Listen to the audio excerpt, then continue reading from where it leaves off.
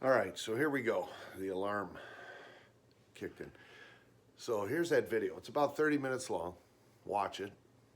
If there's anybody in your world that has done this to you or is currently doing this to you, you might get some insight. But yeah, here we go. They didn't just lose you, they triggered a divine response.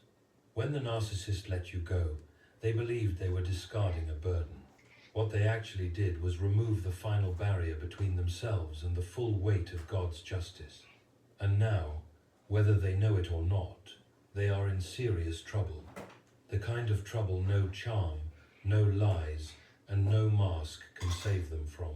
This isn't about revenge, it's about reckoning. They laughed when you cried. They felt powerful when you were broken. They were convinced that walking away from you would free them. But what they didn't see coming was that your absence would unleash everything they thought they could outrun. Guilt, exposure, spiritual decay, and consequences that echo in eternity. And now, behind closed doors, behind the forced smiles, behind their well-rehearsed facade, they are breaking. Badly. Let's talk about it. Letting you go was their catastrophic miscalculation. To the narcissist, walking away from you was supposed to be their ultimate show of dominance. It was meant to be the final twist of the knife, one last blow that would leave you shattered and chasing, proving to them just how irreplaceable they believed themselves to be. In their eyes, your pain would be their proof of power. Your confusion, your silence, your tears, all of it would feed the narrative they had built so carefully, that they were the one in control. But what they didn't see, what they never even thought to consider, is that in choosing to discard you, they weren't just tossing aside a person. They were severing themselves from the last connection in their life that had been keeping them spiritually covered. They weren't walking away from weakness. They were walking away from grace, from favor, from the divine mercy of God Himself, delivered to them through you. You were not just a supportive partner, a listening ear, or a shoulder to lean on. You were a bridge, a prayer warrior in secret, a vessel of undeserved patience, a representative of Christ's love in a place where Christ was being mocked behind closed doors. You were the only intercessor standing between them and the judgment they had been earning for years. And when you finally walked away, not to punish, but to preserve your own soul, that intercession ended. They didn't know it, but when they released you, they also released their protection. And now, the covering has been lifted. You see, this wasn't just about a breakup, or the end of a toxic friendship, or the unraveling of a false bond. This was a spiritual severance. You were chosen to love them in a way they didn't deserve, to reflect Christ to someone who had no reverence for holiness. And like so many before them, they mistook divine mercy for human weakness. They exploited your kindness. They took advantage of your silence. They laughed at your faith, not realizing that your faith was the only reason their destruction had been delayed this long. But grace, when rejected, becomes judgment. And love, when spat on, eventually steps back. They thought they had won, that you would grovel, spiral, unravel, that you would be the one to break, while they moved on, unbothered and adored by a new audience. But they miscalculated the most important part of the equation. You were sent. You were sent by God to be a chance at change, a final invitation to repentance, a visible mercy in human form, and they mocked it. So now, heaven has gone silent, not because it is absent, but because it has shifted. The voice of mercy has stepped back, and the voice of consequence has begun to rise. Not in rage, not in noise, but in precision. Piece by piece, brick by brick. The false reality they built on manipulation is now beginning to crack. You didn't have to destroy them. You simply had to obey the call to walk away. Because when God's messenger exits, His justice enters, and they are just now beginning to feel what that justice looks like. They thought letting you go would liberate them, but it has become the very act that bound them. Because because heaven always responds to how someone treats a soul God has covered. And now, in the vacuum of your absence, in the void where your prayers once stood between them and consequence, the hand of God has begun to move, not with haste, but with holy accuracy. Judgment is no longer a possibility. It is now a reality. God has stepped in, and judgment is now active. There comes a point where divine patience gives way to divine justice. For the narcissist, that moment has quietly arrived. Not with fanfare or thunder, not with a lightning strike or a public fall from grace, but with something far more terrifying. God has withdrawn his covering, and he has begun to act. You see, for a long time, it may have looked like the narcissist was getting away with it. They moved on quickly, perhaps found a new partner, or surrounded themselves with new admirers who didn't yet know their history. They seemed to prosper, to glow, to be unbothered by what they did to you. And from the outside, you may have wondered, where is the justice? You saw no consequences, no remorse. Just another mask, another performance, another illusion of strength and success. But what the narcissist never understood, what they will now be forced to understand, is that God's justice does not sleep, and it certainly does not forget. He saw every lie, every manipulation, every boundary crossed, every time they twisted your love and used it as a weapon. He saw the nights you cried in silence, the prayers you whispered through broken breath, the way you held on longer than you should have because your heart was still hoping for change. And he heard it all. He heard you when you said, God, I don't know why they're like this. He heard you when you said, I tried everything. He heard you when you finally said, I can't do this anymore. And that moment, that exact moment when your spirit surrendered the burden and your hands released the person you once begged God to heal, that's when he stepped in. Because, as long as you were in the way, mercy stood in front of judgment.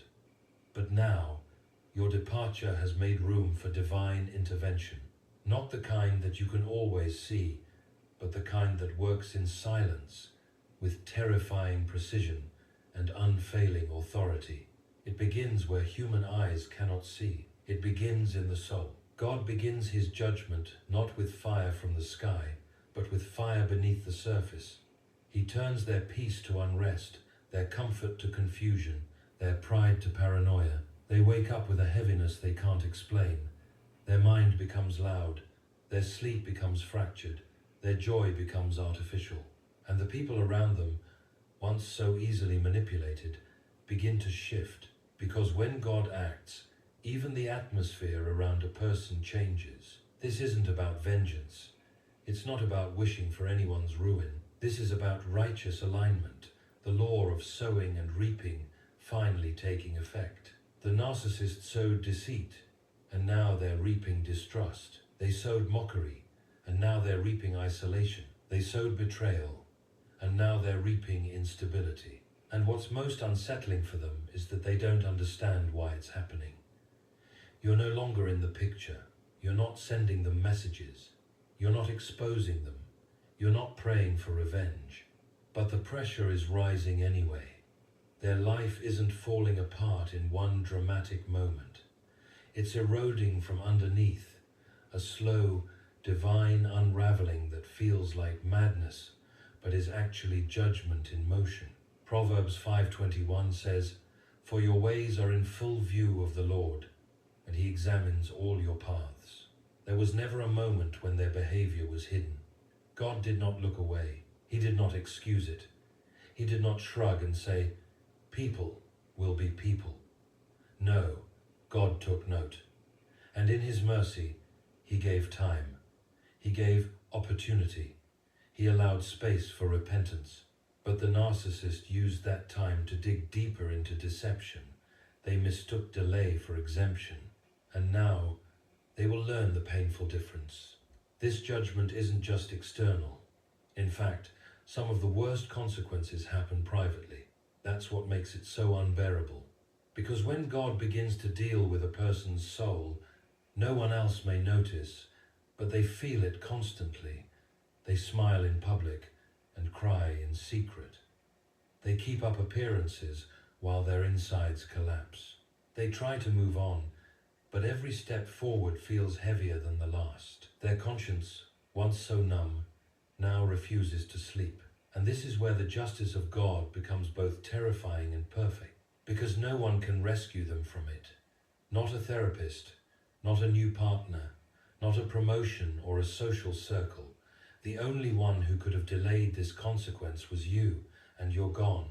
And the only one who could redeem them now is God, and they haven't bowed. So what remains is judgment, a spiritual reckoning that dismantles the illusions they built, a divine resistance that meets them at every turn, a growing awareness that they are no longer protected and no longer favored. They once laughed when you cried. Now they cry in silence while pretending to laugh. They once felt powerful by watching you break. Now they feel powerless in their own mind. They once believed they would never face consequences. Now they live in the center of them, every hour, every day, under the holy weight of what they've done. And here is the solemn truth. God doesn't need to strike loudly to act effectively. Some of his most terrifying justice happens in the quiet, in the stillness of the night, in the moments between distractions, when everything goes silent and the soul is forced to hear its own screams. And in that silence, something even more destructive than judgment begins to form, a corrosive guilt that they can't outrun and can't confess, one that begins to consume them from the inside out. Because while God judges the external, guilt becomes the weapon that judges the internal. Guilt is eating them alive from the inside. There is a kind of punishment that no court can issue, no human can inflict, and no escape route can bypass. It is invisible to the outside world, yet completely overwhelming to the one who bears it. It doesn't scream, it doesn't announce its arrival. It just settles in like a fog over the soul and never leaves. That punishment is guilt. And for the narcissist who let you go, that guilt has begun to take root, quietly, forcefully, and without mercy. For a time, they seemed untouched. They smiled, flaunted their new distractions, and wore their mask with frightening ease. They convinced others, and perhaps even themselves, that they were thriving. But the truth has a way of finding cracks in the mask, and the longer they try to bury what they did, the louder it begins to rise. Guilt does not disappear with time. In fact, when unconfessed and unaddressed, it begins to grow. It becomes a haunting, a shadow, a permanent echo. This is not the fleeting regret that comes when a person misses the comfort of companionship. This is not the mild disappointment of realizing someone good slipped away. No, this is moral guilt, the kind that sinks deep into the conscience and corrupts the spirit. It is the voice that reminds them not of what they lost, but of who they chose to become to cause that loss. And that voice will not be silenced. They replay conversations in their mind, the cruel words they said when you were at your weakest, the gaslighting that made you question your own sanity, the lies they told so effortlessly, and the look in your eyes when you realized the truth. These are not just memories now, they are indictments. They are spiritual reminders that what was broken cannot be undone, and what was sacrificed, your trust, your love, your loyalty, will never return to them. At first, they try to fight it. They look for ways to drown it out. New people, more noise, endless distractions. But no matter how far they run or how fast they move, guilt follows. It is not tied to location or circumstances. It has attached itself to their soul. And every time life goes quiet, every time the music stops, the conversation ends, the phone is set down, the silence brings with it a terrible truth. They destroyed something sacred. That truth doesn't need to shout. It only needs to whisper. And that whisper, "You ruined what God gave you," is enough to keep them awake at night. They no longer see your face in fond memories. They see it as judgment. They no longer remember your words with warmth, only as evidence. Every kind act you gave now returns to them as a question they cannot answer. Why did you treat them that way? The shame becomes unbearable because, deep down, they know the answer. And knowing it doesn't free them, it condemns them. Because this is the cruel irony of narcissistic guilt. They cannot admit it out loud, but they cannot hide from it within. Their pride won't allow repentance. Their conscience won't allow peace. So they live in a kind of internal warfare, a spiritual sickness with no medicine. Their conscience, which they once buried beneath manipulation and control, has now become their prison guard. Isaiah 48:22 says, "There is no peace, says the Lord, for the wicked." That's not a punishment, that's a condition. A soul that chooses deception over truth will not find rest, no matter how much it accumulates, no matter how many people it fools. God has written his law upon the heart, and the narcissist, even in their denial, cannot escape that imprint. So now, they're eating the fruit of what they planted, and that fruit is bitter. It doesn't look like fire and brimstone. It looks like insomnia, emotional fatigue, panic that seems to come out of nowhere, deep sadness that has no name, a churning anxiety they can't explain. These are the marks of guilt at work, slow, corrosive, relentless, and it only grows worse with time, because guilt, when resisted, hardens the heart but breaks the mind. The narcissist becomes fragmented, still pretending, still performing, but crumbling underneath. They become emotionally erratic, spiritually dull, and mentally exhausted. It doesn't matter how confident they seem on the surface. Guilt doesn't operate on the surface. It lives in the silence, and it is devouring them slowly. The scariest part? They did it to themselves. You gave them grace. You gave them time. You gave them the opportunity to come clean, to apologize, to change. They chose ego instead. And now, guilt is the only voice they cannot control. Let this truth give you peace. You are not the reason they're suffering. The mirror is. The memory is. God is. You do not need to watch their downfall to know it is happening. You do not need to hear their confession to be sure they are being judged. The work is already underway, not publicly, but within.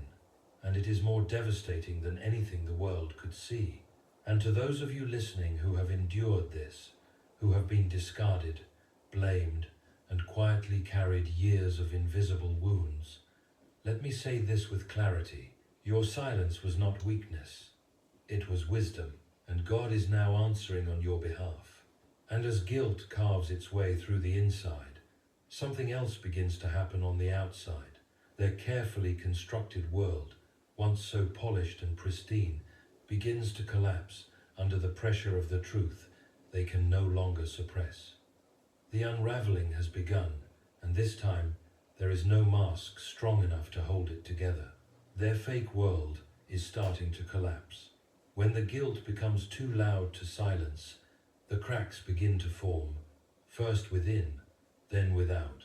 The narcissist, having built their entire existence on the illusion of control, charm, and superiority, begins to realize that no matter how well practiced the performance, a life built on falsehood cannot withstand the weight of spiritual decay. And so it begins, not with an explosion, but with a slow and quiet unraveling that becomes impossible to stop. They once curated their world carefully. Every word, every gesture, every relationship was selected not for authenticity, but for optics.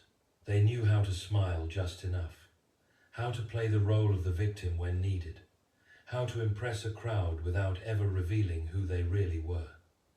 Appearances were everything. The goal was not to be whole, it was to appear whole. They weren't concerned with truth, only with perception. And for a while, that performance held. Friends were convinced. New relationships bloomed.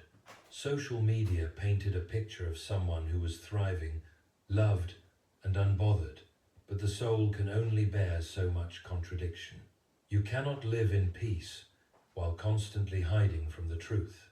What begins internally as restlessness and spiritual weight soon expresses itself externally. The very life they built to deceive others begins to turn on them. The relationships that once gave them a false sense of validation start to sour. People begin to notice inconsistencies. The charm begins to falter. The carefully crafted stories no longer add up. Small lies become exposed. Close allies grow distant. The mask becomes heavier with each passing day. It's not always dramatic. It doesn't have to be. It's in the subtle moments, missed calls that aren't returned, smiles that feel forced, events where their name isn't mentioned, new partners who see through the facade faster than expected. These are not isolated incidents. They are the slow collapse of a house built on sand, because a narcissist's power lies not in their identity, but in their illusion. Once that illusion begins to fracture, they have no solid self to return to. The person they've pretended to be for so long was never real. They wore the mask for so long, they forgot there was nothing behind it. And now, as life demands truth, they have none to give. They find themselves increasingly exhausted, not just physically, but existentially. It takes enormous energy to keep pretending, to maintain multiple stories, multiple versions of the self, to manage how every person sees them. And once the cracks begin to show, the effort required to keep everything together multiplies. But the supply of attention, admiration, and control that once fueled them no longer satisfies. It has turned to dust in their hands, because the narcissist does not just fear exposure, they fear collapse. They fear losing the only thing they ever built, their false image. And as that image slips away, so does their sense of meaning. You may not see it firsthand, but it is happening. While they post curated photos and speak with rehearsed confidence, behind closed doors there is chaos, there is pacing, there is tension. There are moments of pure desperation, not because they miss you personally, but because your absence is now a mirror they cannot bear to look into. They are no longer admired as effortlessly as they once were. They are no longer believed as blindly as they once were. They are no longer loved as completely as they once were, because you, the one who did, are gone. And now, every person they meet is a painful reminder that what they once had, they will not find again. Their world, once built on dominance, lies, and manipulation, is beginning to betray them. The spotlight they used to crave now feels like exposure. The admiration they once demanded now feels empty. The relationships they once controlled now feel unstable. The game is falling apart, not because someone else is ruining it, but because the foundation was always hollow. God is not mocked, and when his justice begins to move, it does not always knock the building down in a storm. Sometimes, he simply removes his hand, and the structure collapses on its own. That is what they are experiencing now. Not a single moment of punishment, but a slow revelation that everything they built in the absence of truth is now turning to ruin. Not all at once, but certainly and irreversibly. And that is only the beginning.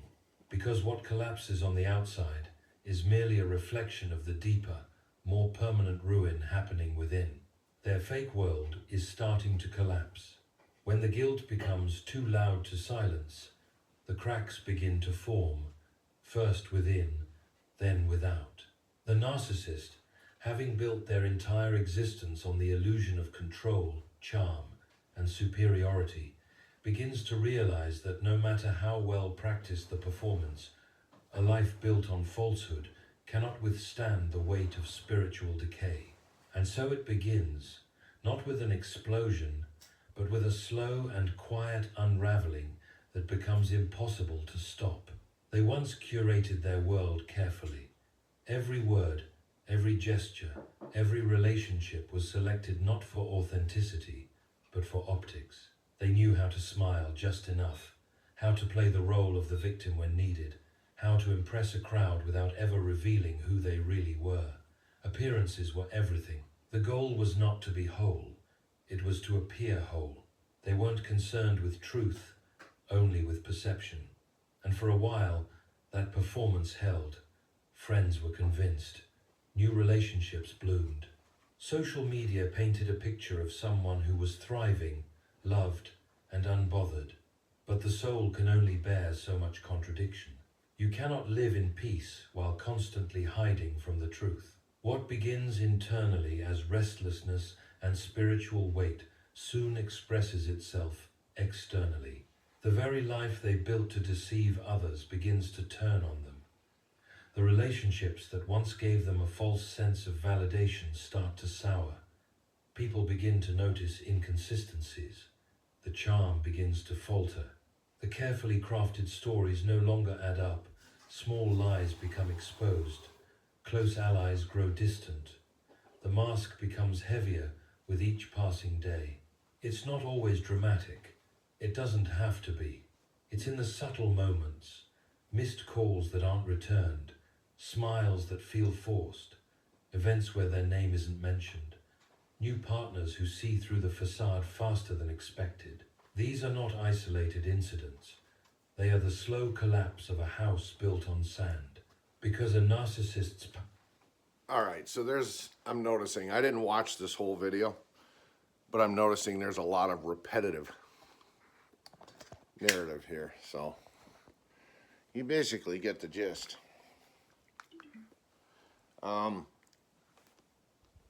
That's exactly what's going on in the Diva Succubus Mongooses world right now. Yep. She's plagued with depression. She's plagued with a sense of no self-worth. She's plagued with a feeling that she's a loser. She hasn't done anything with her life. She's not a success. She doesn't have her shit together.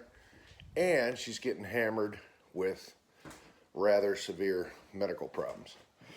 So it's hitting her. Yep. Her time for judgment has come. And I think she kind of